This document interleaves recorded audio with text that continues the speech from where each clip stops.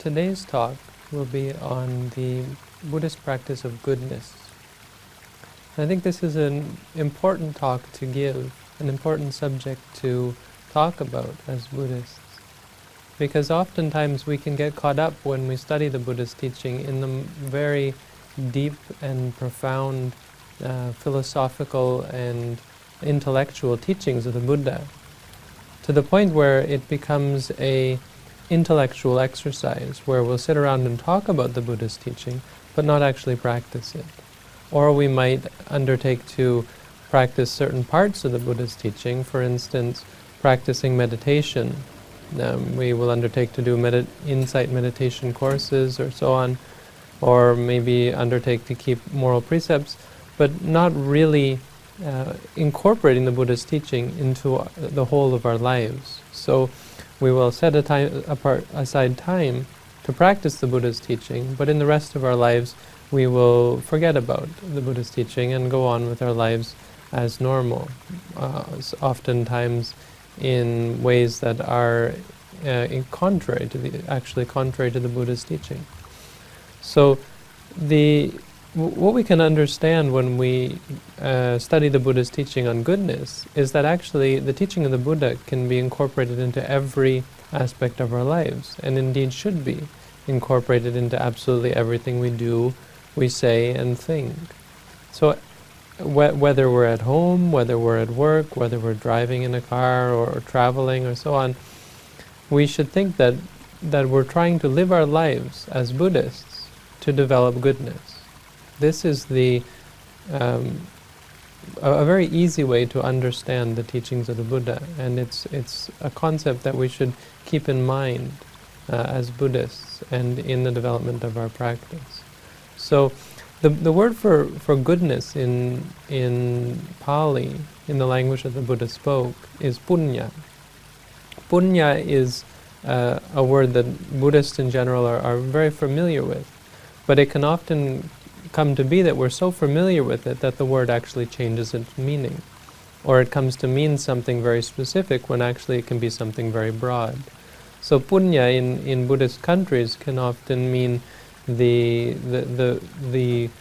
sort of goodness that you accumulate when you give a gift or when you perform a Buddhist ceremony, for instance.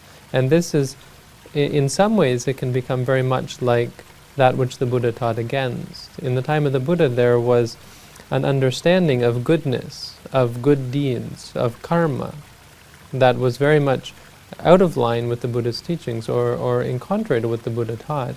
And that is that it was the act of doing something which was meritorious, which was good in and of itself. Now the Buddha's teaching on karma teaches that an act is good not because of the act itself, but because of the state of mind of the person at the moment when they're doing the deed. If someone acts or speaks with a wholesome mind, with good intentions, then goodness follows, and happiness follows, and the act can be said to be a good act.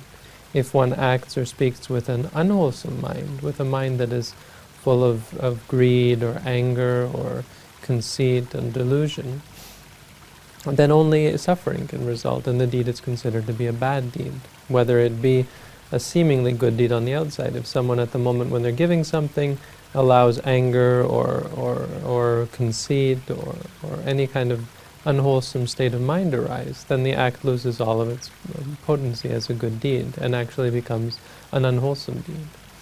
So goodness in the Buddha's teaching is not simply the act of giving something, or the act of worshipping the Buddha, or the act of taking moral precepts in a ceremony, or so on. It is the actual state of mind that arises, which then leads us to do and to say good things. It's how our mind reacts to the world around us, and how our mind interprets and leads us to happiness or to suffering. The Buddha said the mind is the most important, and in understanding goodness, it's very important that we understand this, that everything we do and say is dependent on our state of mind, the nature of whether it be a good or a bad deed.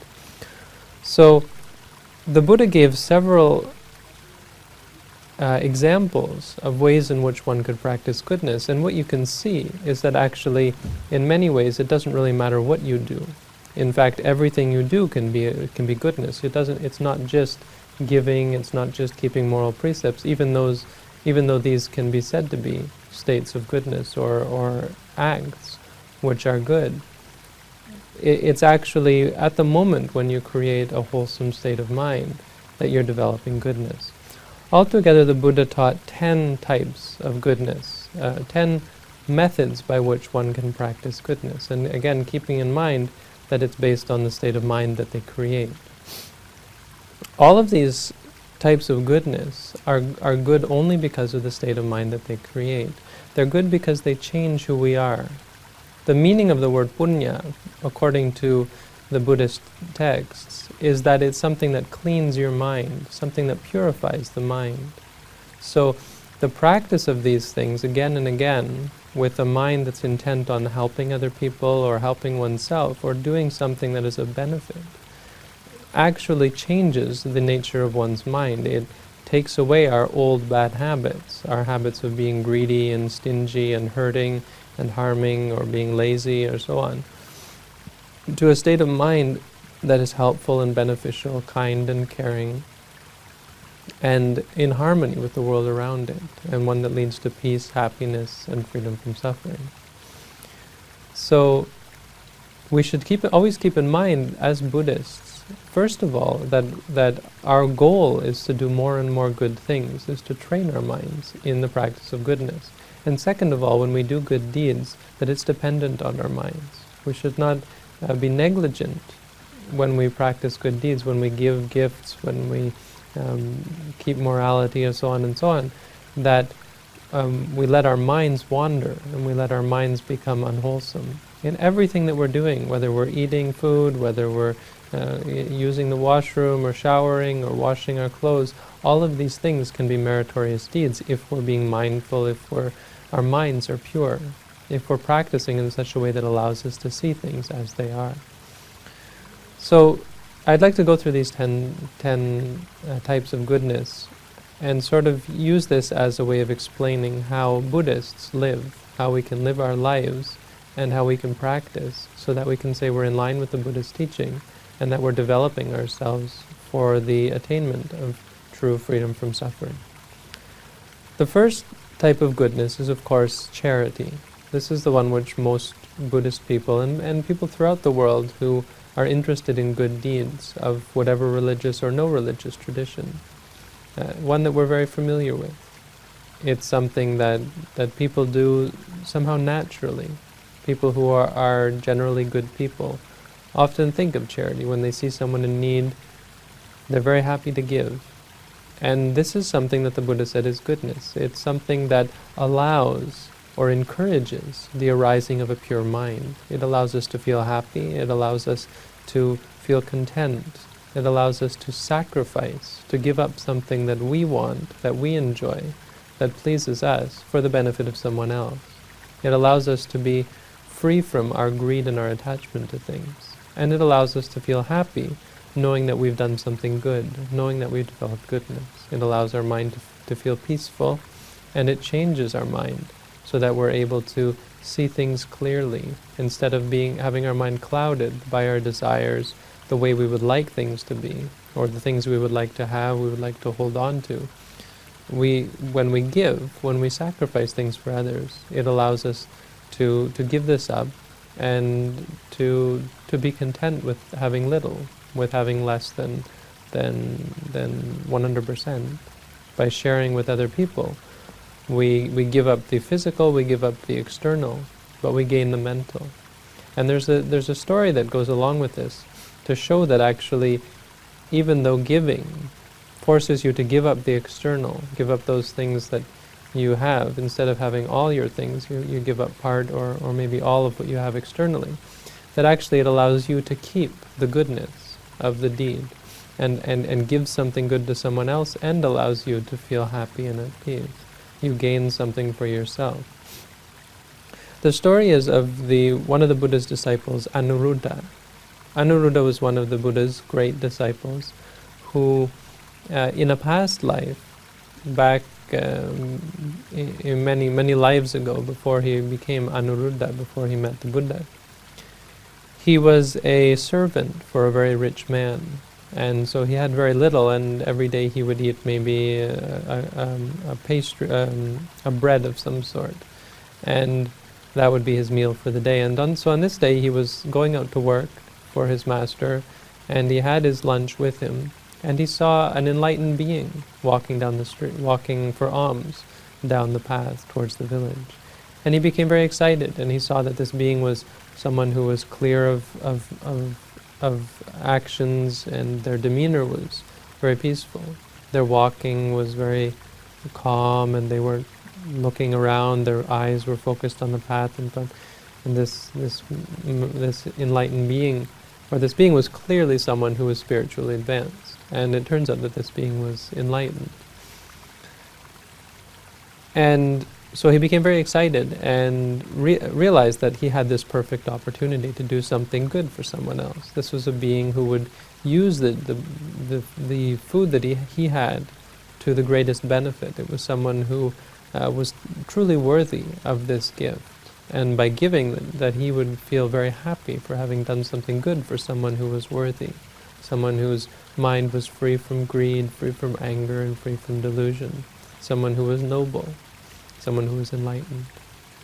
And he realized that sometimes it happens that we have food and there's no one worth sharing it with. Sometimes we find someone who's worth sharing with, someone who needs something, but we don't have anything to give.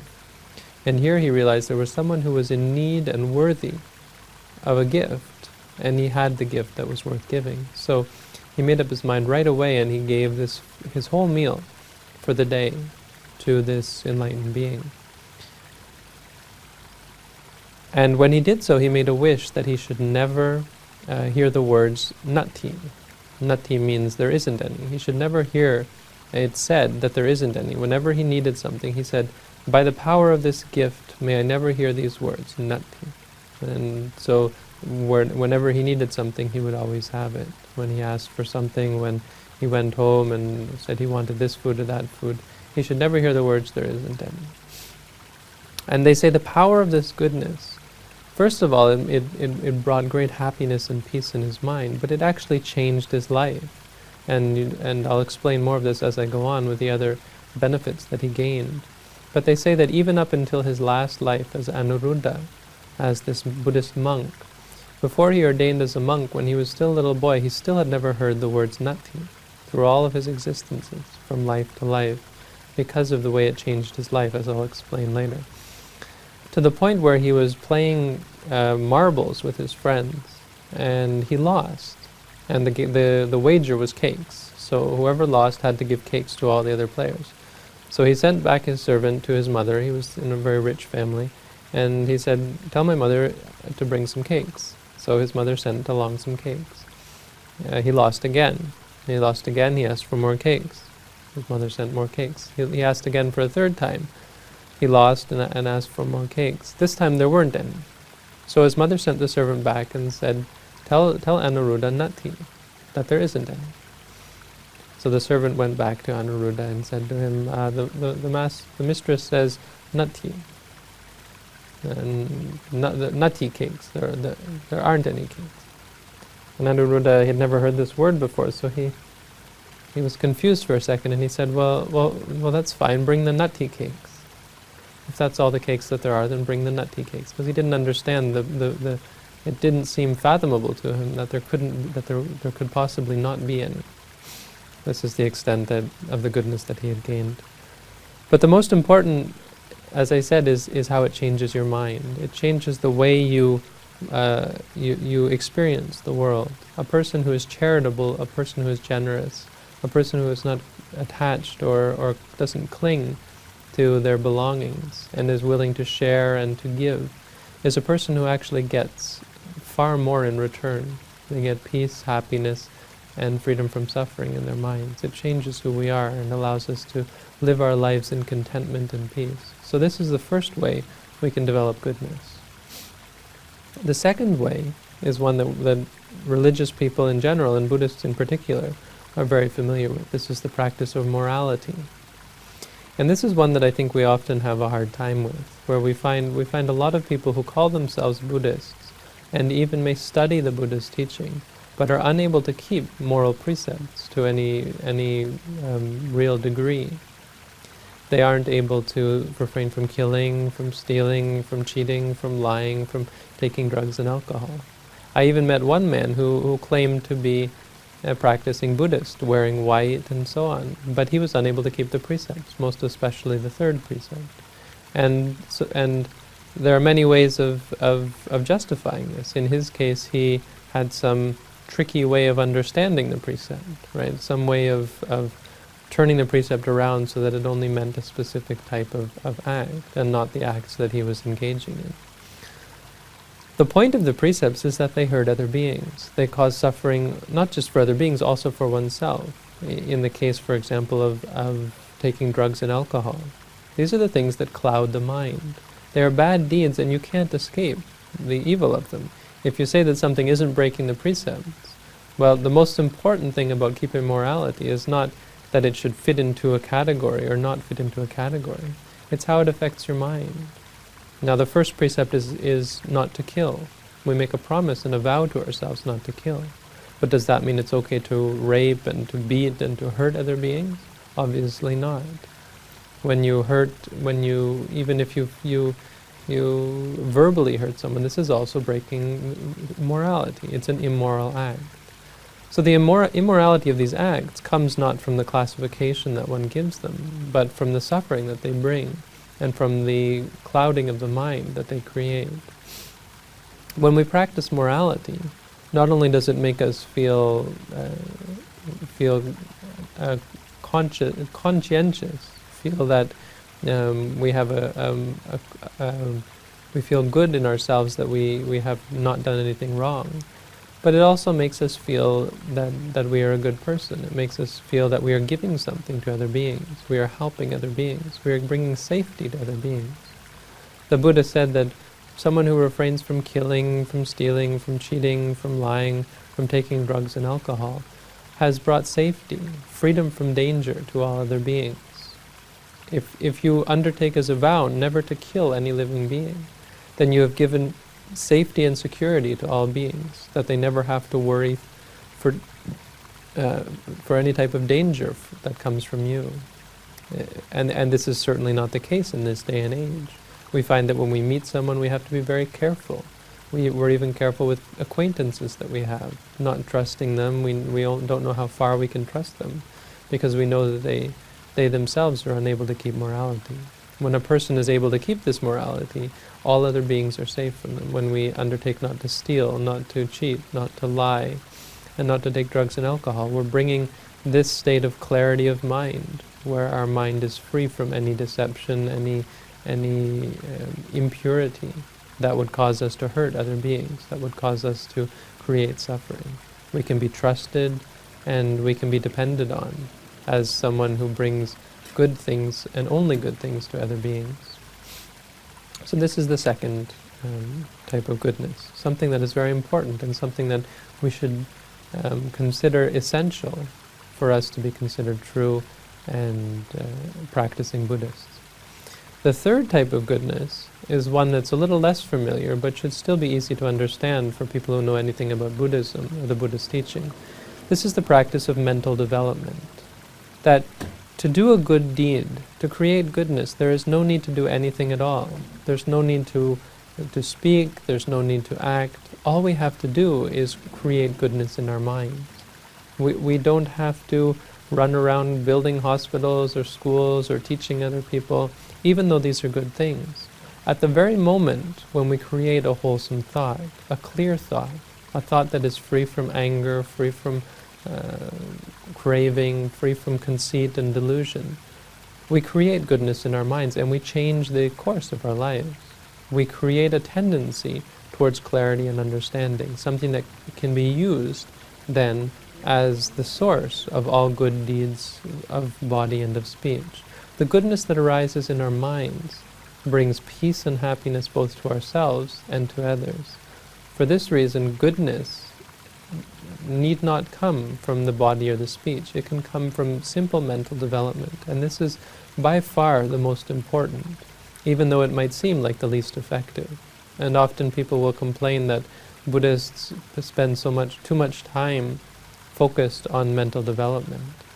But really this is because no matter how much you claim to be a good person, to be doing good deeds, if your mind is impure and you're doing them for egotistical, unwholesome reasons, then you can't be said to be really and truly a good person, dedicated to goodness.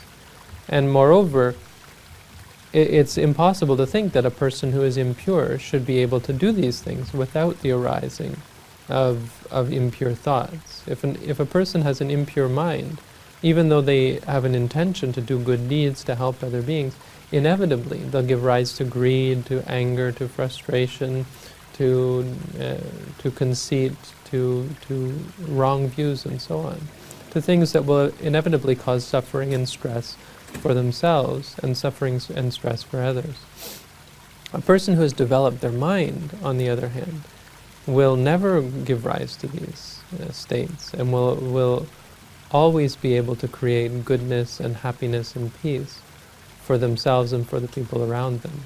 So the development of meditation, the development of the mind, is of utmost importance. As I said, goodness arises in the mind. Just like the source of a river will always be the determining point as to whether the water in the river will be pure, will be clean. So too, the mind is the source for all of our acts. And if the mind is impure, just like the source of the river that is impure creates impurity all the way down the river, so too the mind that is impure can only create unwholesome, unprofitable deeds and acts of body and speech. So this is why we undertake the practice of meditation. This is why we're very intent upon it, because it's impossible to do bad deeds when your mind is pure. We practice meditation in two types. The practice of tranquility, when we focus on a concept, the Buddha, we focus on loving kindness. This concentrates the mind and has the ability to suppress the defilements temporarily, to allow us to temporarily create a good state, a wholesome state of mind. And the second is we practice insight meditation. Insight meditation has a benefit of cleansing the mind permanently by creating understanding and wisdom. So these two methods of meditation work together to create temporary and permanent states of goodness in the mind. When we practice loving kindness, for example, our minds are full of love, even though we have the potential to get angry. At the moment when we develop loving kindness, we're creating the tendency to be a loving and kind person, so it's changing who we are. When we practice insight meditation, it helps us to understand that anger is an unwholesome thing. It helps us to understand that clinging is an unwholesome thing, that these things cause suffering for ourselves and others. And this understanding allows us to deny the arising of these states. When the opportunity to become angry arises, we have no intention, no desire to become angry, because we know that it's an unwholesome thing based on our insight, our wisdom. Clinging as well. When we know that clinging is a bad thing, then when the opportunity arises to cling to something, to want something, to like and enjoy something, we have no interest and no intention to do so, because we know that it only leads to addiction and therefore disappointment when we don't get the things that we want.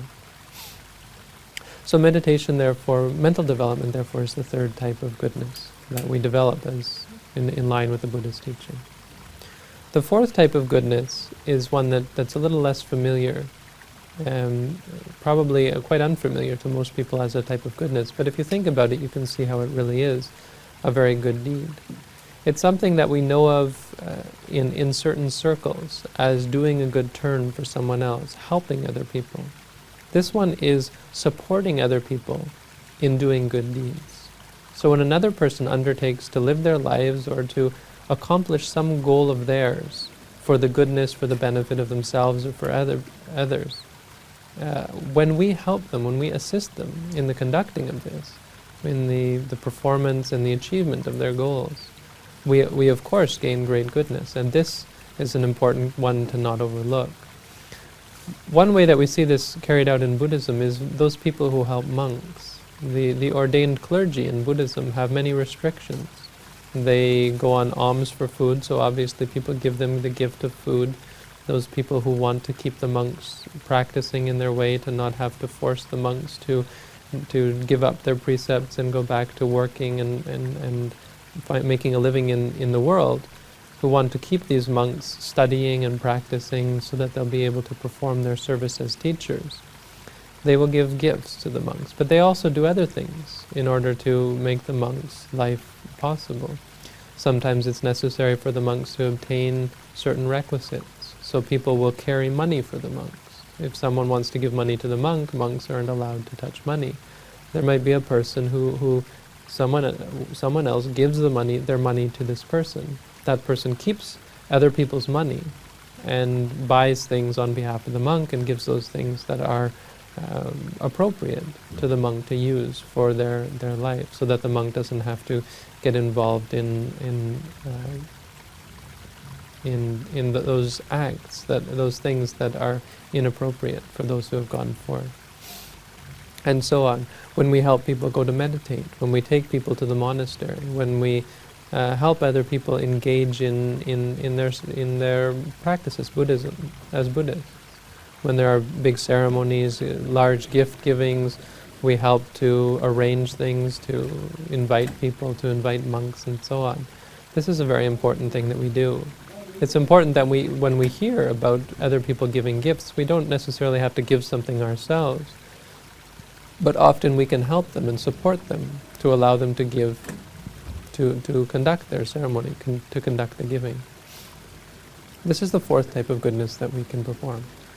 The fifth type is another fairly unfamiliar one, but one that we should never lose track of, and this is the ability to pay respect to other beings, to other people, the ability to be humble, the ability to not hold ourselves up as higher than everyone else, to not be arrogant or egotistical, the ability to see that certain people have done good things for us and have some kind of hold over us. For instance, our parents, to not be arrogant and argumentative and contrary to our parents, as best we can, to try to follow them, be thankful and be respectful to them, because they have done us a great service. Most of the time they have done great things for us, and if we know that they have done great things for us, then we do a great disservice to them and to ourselves when we are this way, when we're arrogant or conceitful or so on. So this kind of goodness is the ability to lower oneself to other people and to respect them, to respect everyone, in fact, to have mutual respect for all beings, where we don't try to always get the better of other beings or to hold ourselves up or to impress others, to make them see how great we are.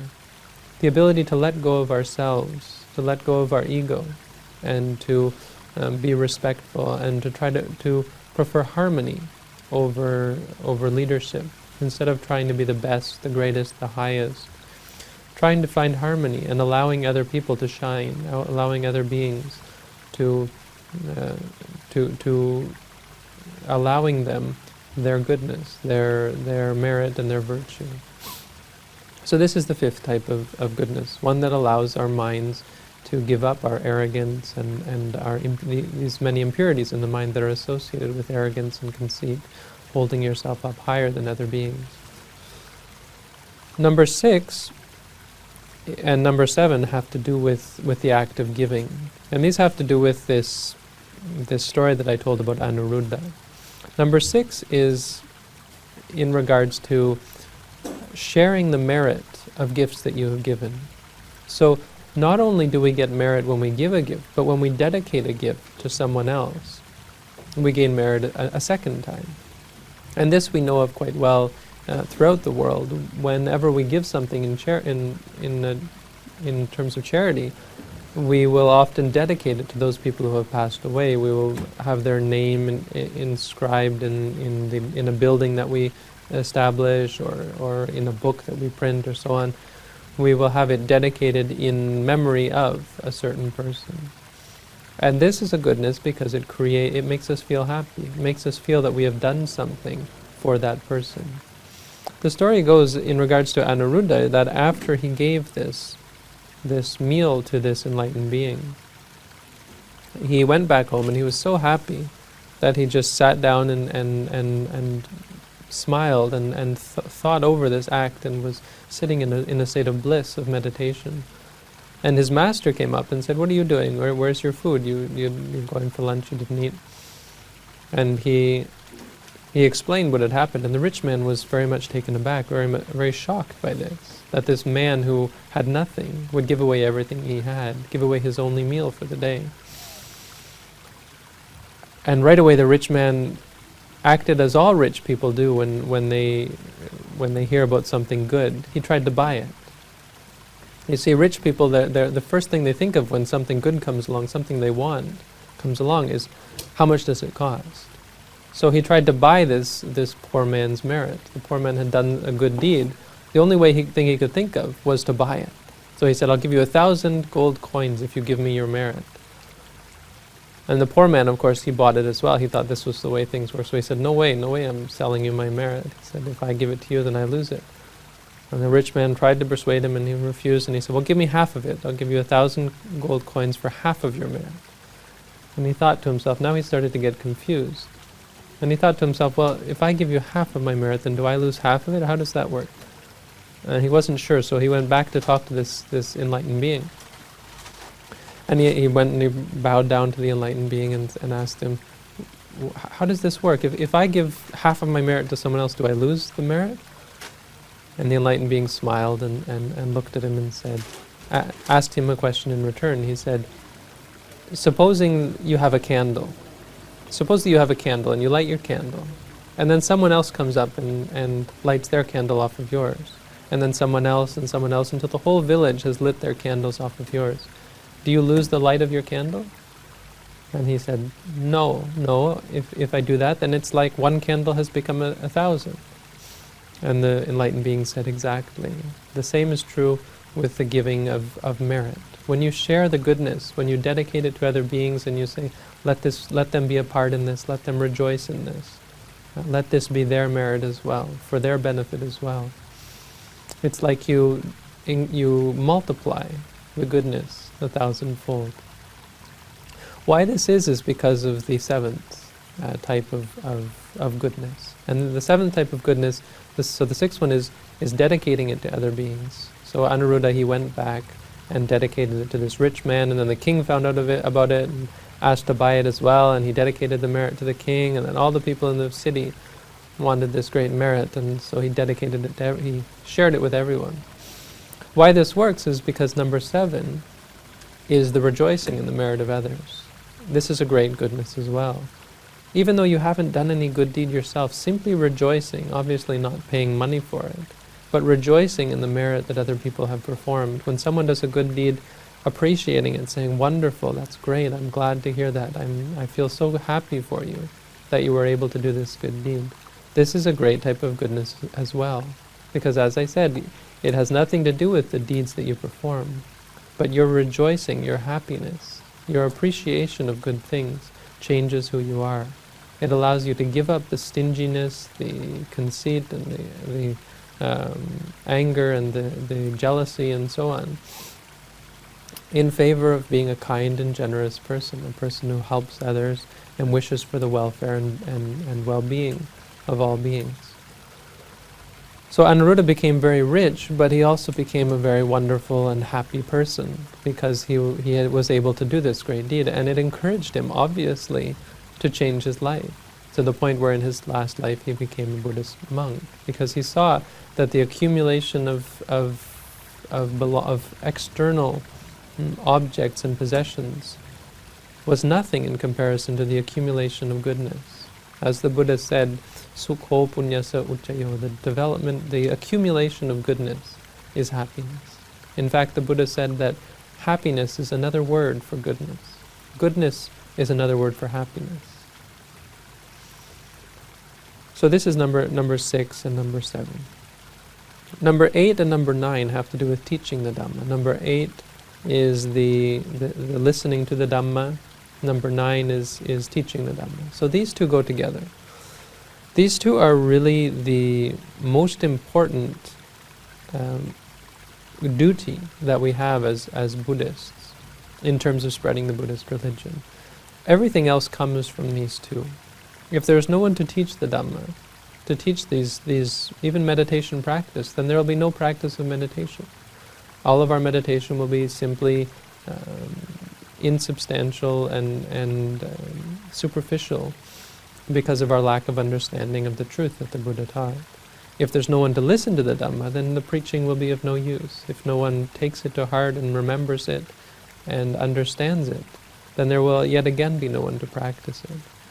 These two are very important things that we should very, very clearly keep in mind, and something that we should not be negligent in regards to. Many people in the world many Buddhists in the world are content simply with giving charity and keeping morality, but have no interest in the teachings on more subtle and refined and deep and profound subjects. Many people are not interested. And I was recently on a bus with some Buddhists, and coming back from the sacred tooth relic in Kandy. We had gone to see the sacred tooth relic, and we were on our way back, and there was a lot of confusion on the bus, and someone was getting angry, so I walked up to the front of the bus and asked for the microphone, and I sat down and took the microphone and started giving basic instructions on meditation and the Buddha's teaching, just going over things that should have been already known by most people. They're reminding us of these good things, giving a teaching on the Dhamma. And I talked and I went on, and suddenly this woman yelled up from the back, "We want to hear music." And I argued with her. I said, "Oh, no, I'm sorry, this is a monk bus." And she said, "Oh, no, not a monk bus. There's all these people. We want to hear music. We don't want to hear Dhamma." And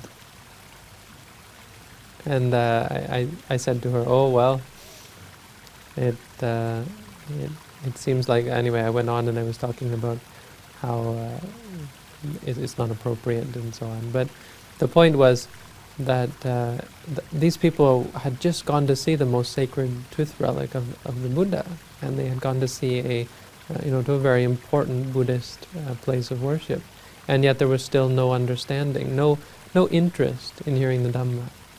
And this is a very sad thing, something that we find nowadays. People are only interested in the external appearances, beautiful monasteries and Buddha images and flowers and incense and candles, things that are actually very much involved with sensuality, and are not interested when we talk about the giving up of sensuality, the giving up of our attachments. People become bored and uninterested. This is something that is a real shame and something that is a real danger to the Buddha's teaching. Our interest in hearing the Dhamma, our ability to give up our sensual desire, the desire to see and to hear things that are only pleasing to the senses, things that are only beautiful, and our disinterest in hearing words that are in regards to what is really important for us, the work that we have to do. This is a real danger to the Buddha's teaching, and we have to understand that the Dhamma of the Buddha is not going to be always enjoyable. The teaching is sometimes going to force us to look at those things that we don't want to see, to examine ourselves in ways that are incredibly uncomfortable, because they force us to give up all that we hold dear. They force us to let go and to stop clinging to things for dear life. So sometimes listening to the Dhamma, we have to understand it as a duty, something that is going to help us to change. Just like when we hear someone tell us about our faults, this is something that we never want to hear. When someone praises us, we feel very happy. When someone says what a great person we are, how wonderful we are, how they love this about us and that about us, it makes us feel very happy. But when a person tells us that we're to this, to that, when we have this problem or that problem, we can become very angry, and most of us will immediately not want to hear and not want to listen, and immediately shut our ears and maybe yell at them or get angry at them, or maybe run away or walk away, be unable to take the truth, even though these may be the truth. In the same way, the Buddha's teaching can be very difficult for people to listen to. It's something that we have to be patient with, we have to be open-minded, and we have to be mindful of. When we're listening to the Dhamma, we should, again, the goodness that arises from it is the ability for us to set our minds in good thoughts. So at the moment when we're listening to the Dhamma, at the moment when one is listening to the Dhamma, one can become enlightened if one's mind is set in the right way. And this is what happened in the Buddha's time, that the people were so inclined to meditation and to wisdom that even just listening to the teaching of the Buddha, they were able to think of the goodness and the unwholesomeness that existed in their minds, and able to adjust their minds and able to see clearly and to understand reality for what it was, so that they themselves, even as the Buddha was teaching, were able to realize the truth of what he said. So these are number 8 and number 9. The other thing I would say about teaching the Dhamma is that often people are afraid to teach, thinking that you might have to become enlightened to teach. Now, as I gave a story in my last talk, in one of my last talks, you don't necessarily have to be enlightened to teach the Dhamma. Just simply passing along something that you yourself have learned. If you've learned how to practice meditation, then show the basics of meditation to someone else. If you have heard the teachings of the Buddha and remembered it, teach it and show it to someone else. Because even though we might not be enlightened, it can still be of use to others. We are on the path following these teachings ourselves. If we give them to someone else, they also can follow them. It doesn't mean that we have to become teachers, per se. But giving the Dhamma is a very important thing for us to do. Teaching it to our children, teaching it to our friends, encouraging them to come to listen to the Dhamma and spreading it. This is a great goodness. It's something that allows us to be closer to the teaching as well. So this is the number 8 and number 9. The final type of goodness that we can perform as in line with the Buddha's teaching, and which we should perform, is specifically the act of straightening our views. So the act of straightening one's view is actually here specified as the Buddha. In fact, it does come under the other headings, the heading of study of the Dhamma, which helps us to straighten our view, and the heading of mental development, because it's only through mental development and study that one can straighten one's views. The only other way is through introspection. So here, perhaps the Buddha is talking about this introspection, where through our study, when we've heard someone explaining the teaching, to reflect upon it and to examine our own views and to adjust our own views for the creation of right view, seeing that what this person says is the truth, and for this reason we should give up our views, give up our misunderstandings. The things that we hold to be true are actually not in line with reality. What this person says makes much more sense and is really and truly the nature of reality. The other way is, after practicing meditation, we can look and see reality and adjust the views that we have in our minds. Through the practice of meditation, we can actually give up our views. The point in specifying this one is that without adjusting our views, without giving up wrong view, our meditation can never progress. Even our acceptance of the Buddha's teaching intellectually, when someone is teaching it, can never progress. It's not possible for us to accept until we're able to give up our addiction, our attachment to certain views and ideas. If we believe something, the Buddha said, it's true that you believe it, but it may not be true that your belief is reality. Even though your belief may not be true, the truth that you have is that you believe it, and that's all that you have. Just because you believe something and that it's true that you believe it, doesn't mean that your belief is true. So this is something that we should be very careful of. People say, I believe this, I believe that. Well, certainly that's the truth, but it doesn't mean that your belief is the truth. It has no bearing on whether your belief is true, because people can obviously believe things that are totally false. So for this reason, when we're listening to a teaching, we shouldn't simply say that just because it goes against our beliefs means it's false or means it's inappropriate. We should examine it in regards to reality and compare it with our own belief. and see which one is more in line with reality, more in line with the facts, more based on experience, based on empirical realization, and not just based on speculation, logic, or the extrapolation of reality into something totally different. For example, many people develop beliefs simply based on this extrapolation. They'll experience something and they'll become so sure that this experience means something that it doesn't, that it certainly doesn't. For instance, people will practice meditation. There are stories of individuals in other religions who have practiced meditation, practiced prayer or recital of the name of God or so on. And as a result, they see bright lights or experience great peace or even hear voices. And immediately they develop this belief that that is their God, of course, because they've been studying and they've been practicing and maybe even reciting the name of God, so that whatever experience that comes, they immediately misinterpret it as something that it's not. And why I can say confidently that this is a misinterpretation is because Buddhists and people of all other religions have these same experiences. The difference is that we don't interpret them as something that they're not. So the straightening of one's view is bringing one's view to become back in line with reality through listening to the truth and listening to many different teachers and being able to compare and to determine which one is most in line with reality, and also through the practice of meditation to see what is the nature of reality, to not only to look at the facts and compare it with the facts, but to also come to understand more and more of the facts of life, so that you are able to much better determine which views are in line with reality and which are not. This is the 10th and final and most important realization that we can get from the Buddha's teaching. It's not the development of compassion or love, it's the development of wisdom. The Buddha said wisdom is like the moon in comparison with the stars. Even though the stars are bright, the brightness of the stars can never compare with the moon, the brightness of the moon. In the same way, the brightness of all good qualities, none can compare with the brightness and the goodness of wisdom. This wisdom that arises, the understanding of reality as it is, the development of a view that is in line with reality, this is the greatest goodness that we can perform.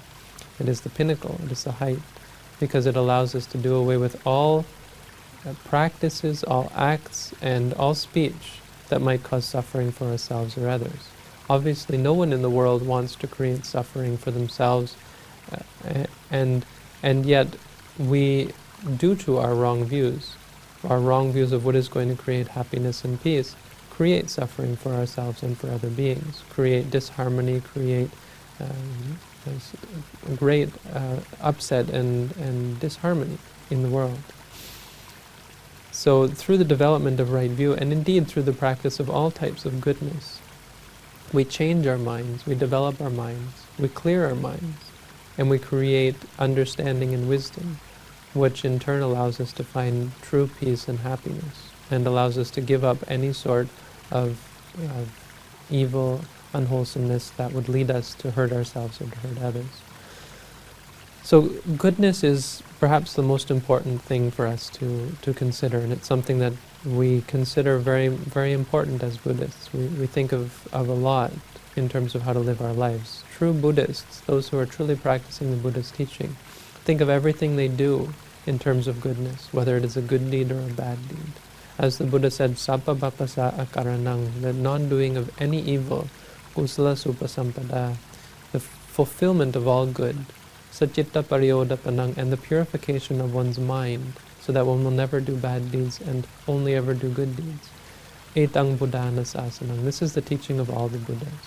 So the practice of goodness is something that should guide the way we live our lives. As Buddhists, as humans, as people in this world, goodness is not something that is the property of any religious tradition, not even Buddhists. It's something that is universal. And therefore, all human beings of all walks of life should dedicate themselves to the development and the practice of goodness. And so for this reason, I thought I would give this talk today. I'd like to thank you for tuning in, and I wish for all of you to find true peace and happiness and freedom from suffering through the practice of these teachings. Again, the teachings of the Buddha are not something that we should simply be content to understand intellectually and appreciate on an intellectual basis. They are to be practiced through the practice of charity, morality, and mental development. We should be able to, we should improve ourselves so that we really and truly do abstain from evil deeds, develop goodness and good deeds, and purify our minds. So thank you all for tuning in. Again, I wish you all the best, and thank you, and keep up the good work, and I wish for everyone to please put these teachings into practice and realize for yourself true peace, happiness, and freedom from suffering. Have a good day.